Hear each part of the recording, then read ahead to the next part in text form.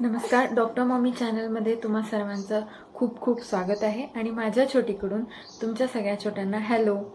आजचा जो व्हिडिओ आहे तो माझ्यासाठी खूप खास आहे.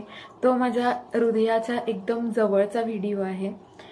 ही एक स्टोरी आहे जी माझ्या आयुष्यातल्या सर्व दिवसांपैकी अतिशय आनंद देणारा आणि एक वेगळाच अनुभव असणारा हा दिवस मी आज तुमच्यासोबत शेअर करणार आहे. हा व्हिडिओ त्या मातांसाठी खूप जास्त हेल्पफुल आहे की ज्यांना वाटतं की लेबर पेन आपल्याला सहन होणार नाही आणि त्याच्यासाठी आपण सिझेरियन करायला हवं. पण ह्या व्हिडिओतून तुम्हाला समजेल की लेबर पेन हे सहन होण्यासाठीच असतात. म्हणजे आपला जन्म ॲज अ मॅमल म्हणजे सस्तन प्राणी झाला आहे, तो नवीन जीवाला जन्म देण्यासाठीच झालेला आहे.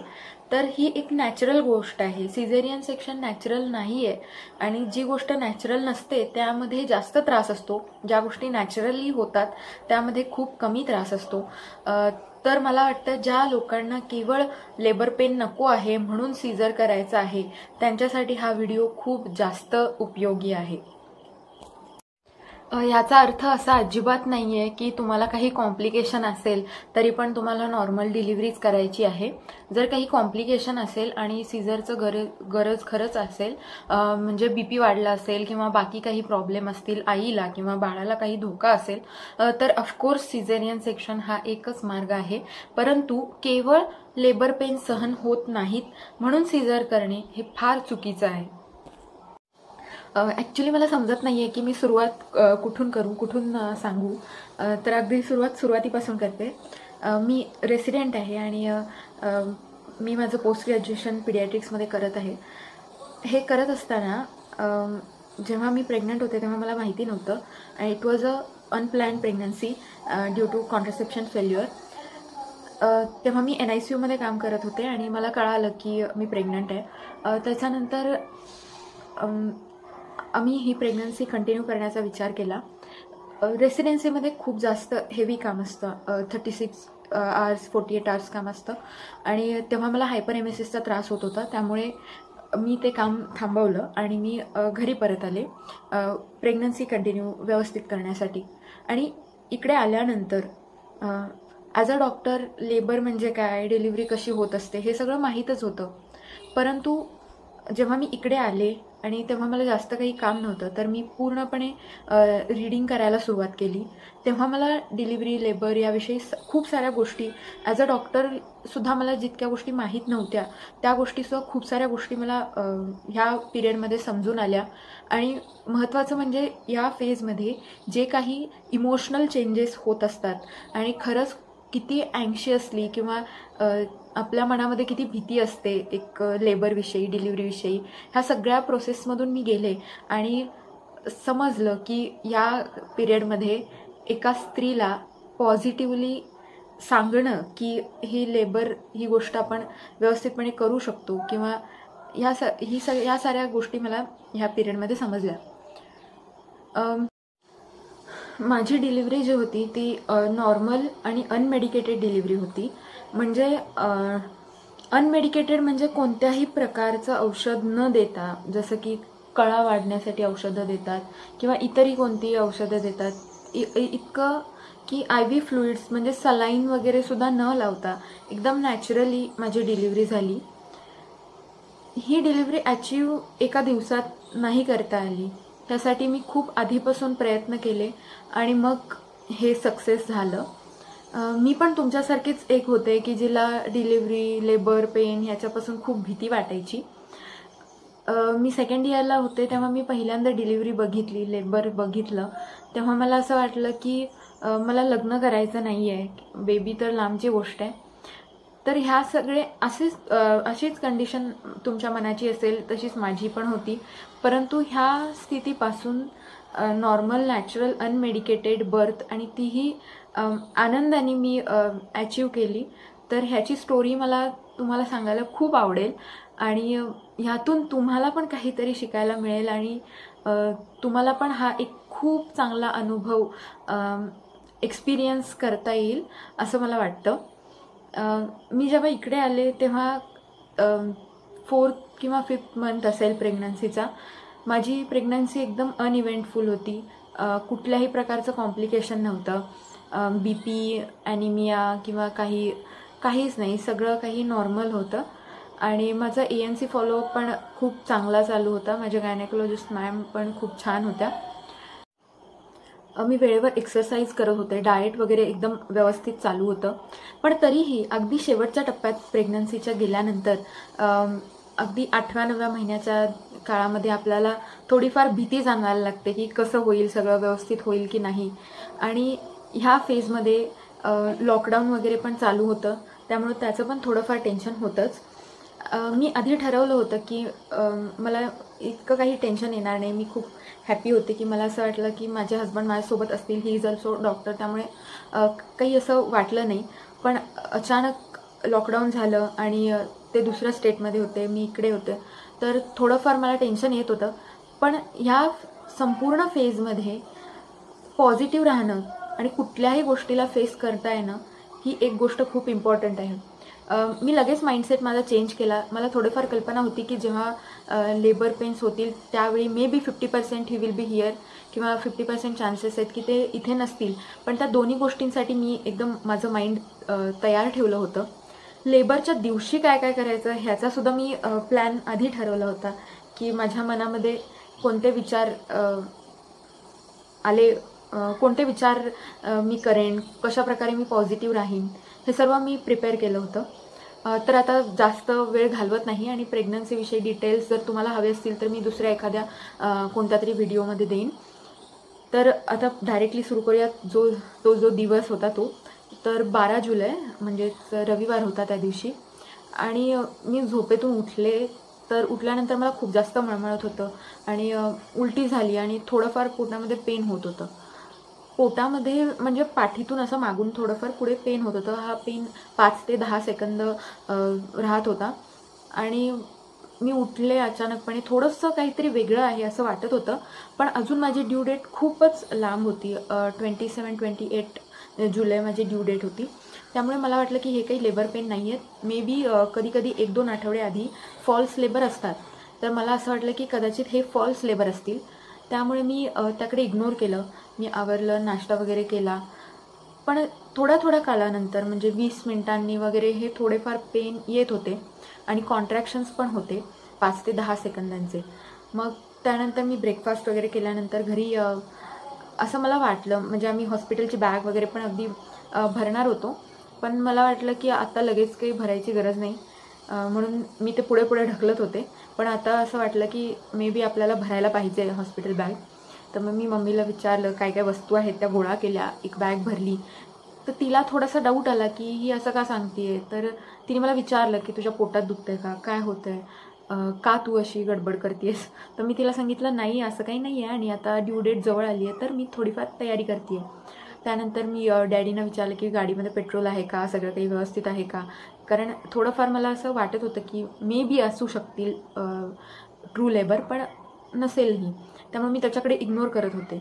ह्या फेजमध्ये पेन होतं पण मी इग्नोर करत होते. ह्याच्यासाठी एक खूप महत्त्वाची गोष्ट मी जी आधीपासून फॉलो केलेली होती आणि जी मी आधीपासून ठरवलं होतं की जेव्हा मला कॉन्ट्रॅक्शन्स येतील तेव्हा मी डीप ब्रिदिंग एक्सरसाइजेस आधीपासून करत होते, ज्यामध्ये आपण कॉन्ट्रॅक्शन आलं की खोल श्वास घ्यायचा आणि शांतपणे सोडायचा.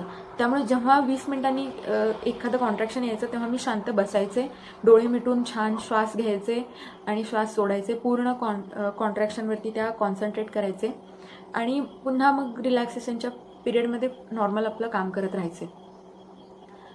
थोड्या वेळानंतर मी चालायला गेले, थोडंफार अंगणामध्ये चालले. मला वाटलं 1-2 तासांनी हे पेन रिलीव्ह होईल. माझं असं होतं की मला दवाखान्यात गेली आहे, मला पेन होतं आहे आणि परत डॉक्टर सांगतात की हे फॉल्स लेबर आहेत आणि अजून वेट करायला लागेल, तुम्ही नंतर या. हे मला नको होतं. मला असं वाटत होतं की मी दवाखान्यात जावं आणि माझी डिलिव्हरी लगेच होऊन जावी आणि राहावं. कारण ह्या फेजमध्ये जर तसं न होता मी दवाखान्यात गेले असते तर माझ्या घरातल्यांनी सगळ्यांना फोन करून सांगितलं असतं. मग सगळे विचारत बसले असते काय झालं आणि परत घरी आल्यानंतर अरे काहीच नाही, अजून थोड्या दिवसांनी यायला सांगितलं आहे. असं मला सारखंही नको होतं. म्हणून मी ठरवलं होतं की फॉल्स लेबर असतील तर आपण कंट्रोल करू आणि शांतपणे राहू. मग जेवण वगैरे झालं. मग दुपारी मी झोपायचा थोडाफार प्रयत्न केला, पण झोप अजिबात लागत नव्हती. ह्या पूर्ण फेजमध्ये डीप ब्रीदिंग एक्सरसाइजेसच्या सोबत मी आणखीन एक गोष्ट केली, ती म्हणजे मेडिटेशन. जे मेडिटेशनचे ॲफर्मेशन्स वगैरे होते ते सगळे मी आधी लिहून ठेवले होते किंवा मी मनामध्ये बनवले होते. ते ॲफर्मेशन्स मी शांतपणे डोळे झाकून सतत ऐकत होते. यूट्यूबवरती पण खूप ठिकाणी असे ॲफर्मेशन्स मिळतील जे लेबरमध्ये तुम्हाला प्रेरणा देतात आणि माइंड आपल्याला मोटिवेट करतात. आणि ते ऐकल्यानंतर मला खूप चांगला त्याच्यातून परिणाम जाणवला. त्यानंतर जेव्हा झोप येत नव्हती तेव्हा मी परत उठून परत चालायला लागले. तेव्हा घरातल्यांना थोडंफार वाटलं की अरे काहीतरी वेगळं आहे, ही आज फारच वेगळं बिहेव करते आहे. तेव्हा ते सगळेजण, माझी बहीण, माझे आईवडील दोघे पण म्हणाले की काही त्रास होत असेल तर सांग, आपण दवाखान्यात जाऊन येऊया. जरी काही नसेल तरी पण जाऊन येऊयात, जाऊन आलेलं जास्त बेटर आहे. मी त्यांना म्हटलं नाही, असं काही नाही आहे आणि हे फॉल्स लेबरच असतील. आता इतक्यात तर काही डेट पण नाही आहे, तर नसेल असं काही. मग 4-5 वाजता संध्याकाळी मी नाश्ता वगैरे केला. मी त्या कॉन्ट्रॅक्शन्सवरती पूर्णपणे लक्ष देऊन होते की किती वेळाचे कॉन्ट्रॅक्शन आहेत. जसं मी सांगितलं की सकाळी ते 5 ते 10 सेकंदांचे कॉन्ट्रॅक्शन्स होते आणि 20 मिनिटांच्या अंतराने येत होते. तर हे हळूहळू कॉन्ट्रॅक्शनचा पिरियड वाढत होता. म्हणजे 10 ते 15 सेकंदांचे झाले पहिल्यांदा आणि मग 15 मिनिटाच्या अंतराने यायला लागले आणि 5-6च्या आसपास ते 20-25 सेकंदांचे झाले आणि जरा जास्तच फ्रिक्वेंटली यायला लागले. कॉन्ट्रॅक्शन असे असतात की अगदी कमरेतून असं दुखायला येतं मागून पुढे आणि ह्या पिरियडमध्ये जे आपलं गर्भाशय असतं ते असं कठीण झाल्यासारखं वाटतं. हे सगळं होत होतं. मग शेवटी फायनली रिलॅक्सेशनच्या पिरियडमध्ये काहीच वाटत नव्हतं. असं वाटत होतं की अरे काहीच नाही आहे, मे बी आता काही नाही आहे, नॉर्मल आहे सगळं. पण कॉन्ट्रॅक्शन एकदा आले की असं एकदम शांत व्हायचे. मग मम्मी डॅडीनी सांगितल्यामुळे मी डॉक्टरांना फोन केला आणि त्यांना सांगितलं की असं असं झालं आहे, सकाळपासून कॉन्ट्रॅक्शन्स येत आहेत आणि आता त्याची फ्रिक्वेन्सी वाढली आणि टाईम पण वाढला आहे. त्यांनी पण ड्यू डेट विचारली. त्यांना पण असं वाटलं की मे बी हे फॉल्स लेबर असतील. तरी पण ते मला बोलले की 7 वाजता तू क्लिनिकमध्ये ये. मग मी सगळं काही पॅक करून घ्यायला सांगितलं. म्हटलं ठीक आहे, जरी काही नसेल तरी सामान परत आणता येईल, परंतु आपण सगळं बॅग वगैरे भरून सगळं काही घेऊन जाऊया. हॉस्पिटल बॅग तर सकाळीच रेडी केली होती. ती बॅग भरली आणि बाकीचं सगळं साहित्य घेतलं आणि मी, माझे आईवडील आम्ही गेलो. मग तिथे गेल्यानंतर सरांनी चेक केलं, परवजानल एक्झामिनेशन वगैरे केली. तेव्हा सरांना कळालं की ते ट्रू लेबर पेन्स होते आणि ट्रू लेबर पेन्स होते. परंतु सरांनी सांगितल्याप्रमाणे मी त्यांना काही विचारलं नाही की अजून किती वेळ लागेल किंवा किती सेंटीमीटर डायलेटेशन आहे वगैरे. परंतु सरांनी स्वतःच सांगितलं की अजून 12 ते 18 तास लागतील, त्यामुळे काही गडबड नाही आहे. तेव्हा 7-8 वाजले होते. मग ॲडमिट करून घेतलं त्यांनी आणि ते बोलले की दर 2 तासांनी इथे नर्स येऊन चेक करतील बाळाचे हार्ट रेट आणि काही त्रास असेल, आधीमध्ये काही वाटलं तर लगेच सांगा, मी इथेच आहे आणि ट्रीटमेंट दिली जाईल. आता तरी काही कळ वाढवण्यासाठी किंवा काही इंजेक्शन द्यायची गरज वाटत नाही आहे. जर काही वाटलं तर आपण बघू. मग मी दिलेल्या रूममध्ये एका लेबर रूमच्या साईडला एक छोटी रूम होती, त्या रूममध्ये आम्ही गेलो आणि त्या रूममध्ये जात असताना मम्मी डॅडींना एका दुसऱ्या रोडनी त्या रूममध्ये आले आणि मला ते लेबर रूममधून घेऊन गेले. तर लेबर रूममध्ये मी सकाळपासून एकदम छानपैकी ते सगळे कॉन्ट्रॅक्शन्स टॅकल करू शकले होते मेडिटेशन आणि ब्रीदिंग एक्सरसाइजेसमुळे. पण जेव्हा मी लेबर रूममध्ये एंटर केले तेव्हा तिथे एक मदर लेबरमध्ये होती आणि त्या खूप जोरात ओरडत होत्या आणि बोलवत होत्या सगळ्यांना, मला खूप त्रास होतो वगैरे. मला ते आवाज कानावरती येत होते आणि ते आवाज ऐकून मला खूप जास्त अँशियस झाल्यासारखं वाटलं. म्हणजे मी इतकी जास्त तयारी केली होती की मी अँशियस नाही होणार, मी खूप व्यवस्थितपणे सामोरं जाणार लेबरला. पण त्या क्षणी मला एकदमच अतिशय भीती वाटली की मे बी थोड्या वेळाने मी त्या ठिकाणी असणार आहे आणि हे सगळं फेस करावं लागणार आहे मला. पण मग त्या रूममधून मी परत ज्या ॲडमिशनच्या रूममध्ये गेले आणि तिथे गेल्यानंतर मम्मी डॅडी ऑलरेडी तिथे होते. मग मी त्यांना सांगितलं की असं असं झालं आणि मला फार भीती वाटते आता. तर माझे डॅडी म्हणाले की नाही, असं काही नाही आहे आणि तू आधीपासून ठरवलंस ना की सगळं काही चांगलं होणार आहे, तर तू त्यावरतीच फर्म राहा, असं ऐकून वगैरे चेंज नको होऊ. मग थोडासा त्यांनी दिलासा दिला, मला थोडंसं बरं वाटलं. मग मम्मी आणि मी तिथे थांबलो आणि डॅडी घरी गेले आणि जे आम्हाला खायला वगैरे घेऊन यायला गेले. आणि मग तेव्हा जेव्हा सरांनी सांगितलं फोनवरती की हां आता हे ट्रू लेबर पेन्स आहेत, तेव्हा मी जरा रिलॅक्स झाले की हां बाबा आता काही प्रॉब्लेम नाही, आता बेबी येईल थोड्या वेळाने. आणि मी मम्मीला म्हटलं हां आता आपण सांगूयात. मग मी माझ्या सासू सासऱ्यांना सांगितलं, ते पण ह्याच शहरात राहतात. त्यांना सांगितल्यानंतर ते दोघे पण भेटायला आले. ॲक्च्युली बाबा खूपच बिझी असतात, पण तरीसुद्धा त्या दिवशी ते मला भेटायला आले. करोना पिरियडमध्ये खूप जास्त स्ट्रेसफुल काम असतानाही ते आले. त्यांनी पण दोघांनी मला खूप जास्त सपोर्ट केला. मग ते गेल्यानंतर माझी बहीण आणि डॅडी आले. तोपर्यंत माझे जे पेन होते ते खूप वाढले होते आणि अतिशय जास्त त्रास होत होता, पण तो मी एकदम व्यवस्थितपणे शांत राहून असा तो फेस करत होते. मग मी व्यवस्थित जेवले. ह्या फेजमध्ये काय होतं, म्हणजे मला असं वाटतं की हे ब्रीदिंग एक्सरसाइज, मेडिटेशन वगैरे पण ठीक आहे, पण एक गोष्ट लक्षात ठेवायची की एक कॉन्ट्रॅक्शन जेव्हा येत असतं तेव्हा त्याचाच विचार करायचा. आपण सकाळपासून जे काही फेस केलं आहे त्याचा अजिबात विचार नाही करायचा, कारण खूपदा ॲक्युम्युलेटिव्ह इफेक्ट होतो. म्हणजे सकाळपासून मला पेन सुरू आहेत, मला खूप त्रास होतो, ह्याच्यामुळे पुन्हा जेव्हा ॲक्च्युअल पुश करण्याची किंवा ॲक्च्युअल बर्थचा जो फेज असतो तेव्हा जास्त स्ट्रेस येतो आणि तेव्हा आपण आपली एनर्जी नाही टिकून ठेवू शकत. त्यामुळे काही विचार करायचा नाही, आलेलं कॉन्ट्रॅक्शन फक्त फेस करायचं. ते कॉन्ट्रॅक्शन गेल्यानंतर रिलॅक्सेशन फेजमध्ये रिलॅक्स राहायचं. असंच मी करत होते.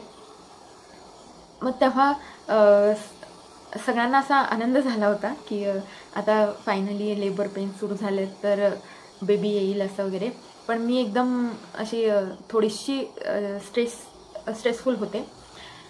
मग मी माझ्या हजबंडना पण फोन करून सांगितलं की हे फॉल्स लेबर पेन नाही आहेत, हे ट्रू लेबर पेन्सच आहेत आणि 12 ते 18 तास लागतील अजून बेबी यायला. तर त्यांनी पण मला खूप सपोर्ट केला की काही नाही, तू काळजी नको करू आणि सगळं काही व्यवस्थित होईल, मी तिथेच आहे असा विचार कर, असं वगैरे. मग मी बोललो आम्ही छान आणि फोन ठेवला. मग मी खाल्लं आणि ह्या फेजमध्ये मी पाणी पित होते, खात होते. खूप साऱ्या स्त्रिया नाही काही खात नाहीत किंवा इग्नोर करतात फूडकडे, पण ह्या फेजमध्ये शरीराला खूप एनर्जीची गरज असते. जर दुसरं काही कॉम्प्लिकेशन नसेल तर मी ॲडवाईज करेन की तुम्ही हायड्रेशन मेंटेन ठेवा आपल्या बॉडीचं. ह्या फेजमध्ये सतत थोडं थोडं काहीतरी खात जा. मी फार हेवी अन्न खाल्लं नव्हतं, असं थोडंफार वरण भात आणि पाणी वगैरे पिलं होतं. त्याच्यानंतर 11-12च्या आसपास तर फारच पेन व्हायला लागली, म्हणजे खूपच, की मी अशी चालायचे आणि असं कॉटच्या रेलिंगला हे लेबरचे कॉन्ट्रॅक्शन आले की असे पकडून असे शांत राहायचे. माझी मम्मी माझी पाठ थोडी चोळायची, पण मी अशी पण तरीसुद्धा मी असं प्रत्येक गोष्टीशी व्यवस्थितपणे फेस करत होते, कारण मला तो पूर्ण जो लेबरची जी प्रोसेस आहे ती खूप चांगल्या प्रकारे मला एक्सपिरियन्स करायचीच होती. त्यामुळे आधीच माइंड माझं प्रिपेअर असल्यामुळे मला इतका त्रास झाला तरी तो जाणवत नव्हता. माझ्या चेहऱ्याच्या एक्सप्रेशन्सवरून मम्मीला खूप जास्त टेन्शन आलं होतं आणि 12 ते 18 तास अजून सांगितले होते. त्यामुळे असं पॉसिबिलिटी होती की दुसऱ्या दिवशी सकाळी किंवा दुपारपर्यंत बेबी होईल. त्यामुळे मी मम्मीला सांगत होते की मम्मी तू झोप आणि म्हणजे तुला एनर्जी राहील दुसऱ्या दिवशी, कारण एकदा बेबी डिलिव्हर झाल्यानंतर मी तर रिलॅक्स राहीन, मी तर रेस्ट घेईन, पण त्याच्यानंतर तिचं काम वाढलेलं असेल आणि तिला झोपता पण नाही येणार. पण तिला माझं एक्सप्रेशन्स बघून अजिबात तसं झोपावंसं वाटत नव्हतं. तर ती पूर्ण वेळ अशी माझ्याकडे बघत होती, मला माझी मसाज करत होती पाठीला. मग एकदा 12:30च्या आसपास मला फार त्रास व्हायला लागल्यानंतर मी मम्मीला सांगितलं की मम्मी प्लीज त्या नर्सना सांग की मला खूप त्रास होतो आहे आणि त्यांना एकदा येऊन बघायला. मग मम्मी गेली आणि त्यांना सांगितलं. मग ते लोक आले, तर त्यांना माझ्या एकूणच ह्याच्यावरून असं वाटत नव्हतं की मी लेबरमध्ये आहे, कारण मी अशी काही ओरडत नव्हते किंवा असं काही नव्हतं. एकदम कूलली त्यांना सांगत होते की हां आता मला फार त्रास व्हायला लागला आहे. त्यामुळे त्यांना कदाचित असं वाटलं असेल की हां ऑलरेडी 12 तास अजून सांगितले आहेत आणि एवढं पण काही वाटत नाही आहे हिच्या एक्सप्रेशन्सवरून, तर आपण थोडा वेळ वेट करूया. त्यांनी मला सांगितलं की तुला खूप जास्त त्रास होईल आणि आता असह्य होईल तेव्हाच तू सांग. म्हटलं ठीक आहे. मग अशी वेळ होत होती की मला जास्त एकदम फ्रिक्वेंटली युरिनेशनला जावं लागत होतं. म्हणजे मी जायचे बाथरूममध्ये, बाहेर यायचे की लगेच परत मला बाथरूममध्ये जावंसं वाटायचं. थोड्या वेळाने काय झालं की मला ब्लिडिंग होतं असं वाटायला लागलं. ब्लिडिंग म्हणजे एक म्युकस प्लग असतो, तो निघून गेला. ते गेल्यानंतर मला कळलं की आता आपल्याला सांगायला पाहिजे. मग मम्मीला मी सांगितलं की त्यांना सांग ब्लिडिंग होतं आणि आता यायला हवं त्यांनी. मग ते लोक आले आणि ते मला म्हणाले की तुम्ही लेबर रूममध्ये याल काय, लेबर रूममध्ये आपण आता तुम्हाला घेऊया. पण लेबर रूमचं हे प्रॉब्लेम होतं की लेबर रूममध्ये गेल्यावर मला त्या टेबलवरती बसून राहावं लागणार होतं. इथे ह्या रूममध्ये मी चालू फिरू शकत होते, इथे मम्मी मसाज करत होती. त्यामुळे मी त्यांना सांगितलं की नाही मी थोड्या वेळाने येते, जेव्हा मला खूप त्रास होईल तेव्हा. मग ते परत गेले. मग मी परत थोड्या वेळाने जेव्हा खरंच 1-1.5 पावणे 2च्या आसपास खूप जास्त त्रास होत होता, तेव्हा म्हटलं आता मला पॉसिबल नाही आहे, शक्य नाही आहे हे सहन करणं, आणि आता तुम्ही मला घेऊन चला. मग त्यांनी मला घेतलं. त्या लेबर रूमच्या टेबलवरती मला झोपवलं. तिथे त्यांनी एक्झामिनेशन केली आणि बघितलं की त्यांना कळालं की आता मेम्ब्रेन्स म्हणजे बाळाच्या भोवतीचं जे आवरण होतं ते पण असं बल्ज होऊन बाहेर येत होतं. तेव्हा त्यांनी डॉक्टरांना फोन केला. डॉक्टर आले, त्यांनी चेक केलं. तेव्हा मला फार असा त्रास होत होता. सर म्हणाले की फक्त 3 कॉन्ट्रॅक्शन्स एकदम व्यवस्थितपणे द्या आणि तुमचं बेबी डिलिव्हर होईल, फार काही जास्त वेळ लागणार नाही. सरांच्या त्या वाक्यांनी मला असं वाटलं की हां, आत्ता ॲक्च्युली युद्धाचा काळ आहे. म्हणजे जो सकाळपासून फेस केला तो होता, पण आत्ता मेन इम्पॉर्टंट गोष्ट आहे की ह्यावेळी मला एकदम व्यवस्थित करायचं आहे. आणि ॲक्च्युली बाकीच्या स्त्रियांच्या बाबतीत म्हणजे मी जेवढ्या डिलिव्हरीज बघितल्या हॉस्पिटलमध्ये, तेव्हा असं होतं की सकाळपासून किंवा जेव्हापासून डिलिव्हरीचे लेबर पेन्स येत असतात तेव्हा स्त्रिया खूप जास्त अँशियस होतात आणि त्यामध्येच त्यांची खूप सारी एनर्जी निघून जाते आणि ॲक्च्युअल जेव्हा गरज असते तेव्हा त्यांची काहीच एनर्जी राहत नाही आणि त्यामुळे डिलिव्हरी ही त्यांच्यासाठी खूप जास्त अशी घाणेरडा एक्सपिरियन्स ठरतो. पण माझ्याकडे एनर्जी होती, हायड्रेशन व्यवस्थित मेंटेन केलं होतं आणि मी प्रिपेअर झाले होते ह्या फेजसाठी. आणि ह्या पूर्ण फेजमध्ये माझ्या कानामध्ये ते मेडिटेशनचे हे चालू होते. शांतपणे मी मेडिटेशनचे म्युझिक ऐकत होते आणि व्यवस्थितपणे श्वास घेत त्या ब्रिदिंगच्या पॅटर्ननी प्रत्येक फेजनुसार वेगळे ब्रिदिंग असतात. जसं की मी सांगितलं सुरुवातीला जेव्हा कॉन्ट्रॅक्शन्स होते तेव्हा डीप ब्रिदिंग करायचं, डीप इनहेल आणि एक्झहेल करायचं होतं. तसं ह्या 3rd स्टेजमध्ये लास्ट स्टेजमध्ये कसं करायचं होतं त्या पद्धतीने मी करत होते. जेव्हा कॉन्ट्रॅक्शन आलं तेव्हा मी सरांना सांगितलं सर मला कॉन्ट्रॅक्शन येतं आहे. सर बोलले पुश करा, एकदम व्यवस्थित होऊन जाईल. तर पहिलं कॉन्ट्रॅक्शन होतं तेव्हा मी एकदम असे श्वास घेऊन असं पुश केलं. तेव्हा मला लिटरली रिलीव्ह वाटत होतं. पण मी आत्तापर्यंत जेवढ्या डिलिव्हरीज बघितल्या तेव्हा पुश करायला सांगितल्यावर स्त्रियांना खूप जास्त त्रास होतो. मे बी जेव्हा कॉन्ट्रॅक्शन येतं तेव्हा त्या पुश करत नाहीत. जेव्हा ते कॉन्ट्रॅक्शन गेलेलं असतं तेव्हा बॉडी रिलॅक्स झालेली असते आणि तेव्हा त्या पुश करायचा प्रयत्न करतात. म्हणजे आपण आपल्या शरीराच्या विरुद्ध दिशेने प्रयत्न करतो, पण जेव्हा आपण शरीराच्या सोबत प्रयत्न करतो तेव्हा हा त्रास होत नाही. जेव्हा कॉन्ट्रॅक्शन आलं तेव्हा मी सरांना स्वतः सांगत होते की सर आता कॉन्ट्रॅक्शन येतं आहे. तेव्हा सर मला सांगत होते की हां तू आता पुश कर. तर जेव्हा कॉन्ट्रॅक्शन आलं तेव्हा मी पुश केलं पहिलं कॉन्ट्रॅक्शन. तेव्हा मेम्ब्रेन्स बल्ब झाल्या आणि सरांनी मेम्ब्रेन्स पंक्चर केल्या. तेव्हा सगळं वॉटर फ्लुईड बाहेर आलं. त्यानंतर ते रिलॅक्सेशन झालं, कॉन्ट्रॅक्शन गेलं. परत दुसरं कॉन्ट्रॅक्शन आलं आणि तेव्हा मी परत पुश केलं. तेव्हा मला लिटरली जाणवत होतं की बेबी बाहेर येतं आहे आणि त्याच्यानंतर बेबी बाहेर आलं, त्याचं हेड बाहेर आलं. सरांनी हळूहळू बॉडी पण बाहेर काढली आणि बेबीचा असा छोटा छोटा आवाज आला, टॅ टॅ आवाज येत होता. तेव्हा मला इतकं छान वाटलं आणि असं वाटलं की हां ही लढाई मी जिंकली आहे. इतकं खूप छान एक्सपिरियन्स होता. बेबीला मी बघू शकले नव्हते. तिला लगेच मग त्या नर्सेस घेऊन गेल्या, सक्शन वगैरे केलं आणि थोडंसं तिचे हात आणि पाय थोडेसे ब्लुइश होते, सायनोसिस होतं, नॉर्मली असतं बेबींना. आणि मग तिला वॉर्मरमध्ये वगैरे ठेवलं आणि त्यानंतर तिसरं कॉन्ट्रॅक्शन आलं आणि तेव्हा प्लासेंटा म्हणजे वार पण एक्सपेल झाली. आणि ह्या सगळ्या फेजमध्ये सरांनी कधी एपिजिओटोमी घेतली हे मला कळालं पण नाही. एपिजिओटोमी म्हणजे एक छोटासा कट असतो जो घेतला जातो ज्याच्यामुळे बेबीचं हेड बाहेर यायला मदत होते. त्याच्यानंतर सर म्हणाले आता सरांनी सगळं ते क्लीन वगैरे केलं आणि सुचरिंग सुरू केलं. सुचरिंग झाल्यानंतर मला अजूनही बाळाचा आवाज येत होता.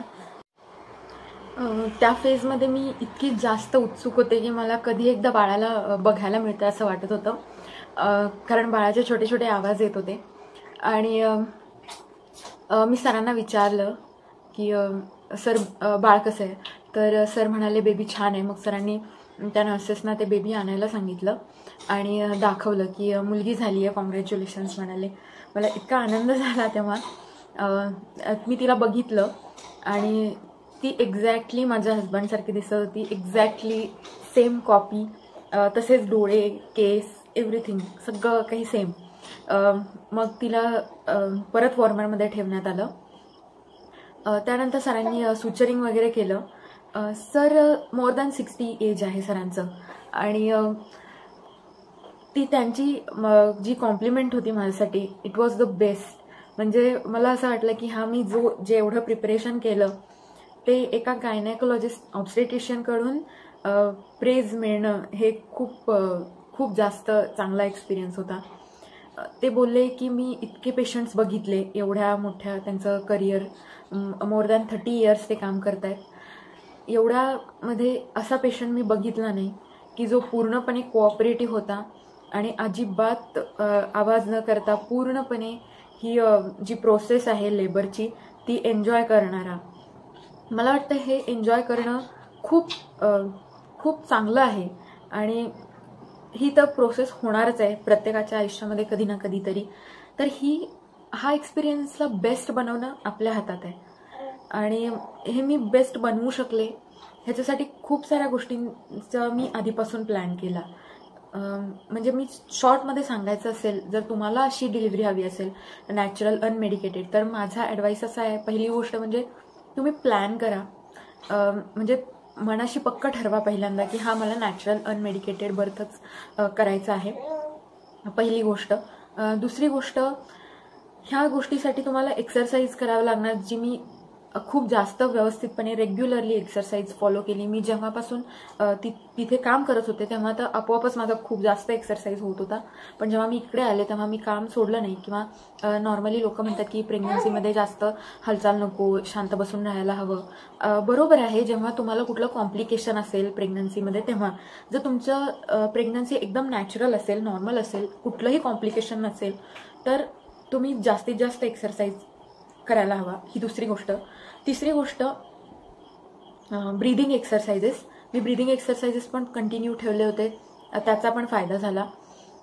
चौथी गोष्ट, मी कोणतं मेडिटेशन पूर्ण प्रेग्नन्सी एक मेडिटेशन ऐकत होते, सगळं फॉलो करत होते, पण ॲक्च्युअल लेबर होत असताना मी माझ्या मनामध्ये कोणते विचार आणणार आणि कोणतं मेडिटेशन ऐकणार ह्याच्याविषयी सुद्धा मी आधी प्लॅन केलं होतं आणि ती जे रेकॉर्डिंग आहे ती कंटिन्युअसली मी चालू ठेवली होती. ही चौथी गोष्ट. आणि पाचवी गोष्ट, जेव्हा मला माहीत होतं की my husband is not going to be with me, तेव्हा मी ठरवलं होतं की ह्या गोष्टीला इमोशनली न घेता ह्याचा एक वेगळ्या प्रकारे मी फॉलो केलं. म्हणजे मी पूर्ण वेळ आमच्या दोघांनी एकत्र घालवलेले खूप चांगले क्षण मी विचार करायचे किंवा ते डोळे मिटून आठवायचे, हे मी ठरवलं होतं. त्यामुळे जेव्हा जेव्हा कॉन्ट्रॅक्शन्स येत होते तेव्हा मी तो विचार करत होते.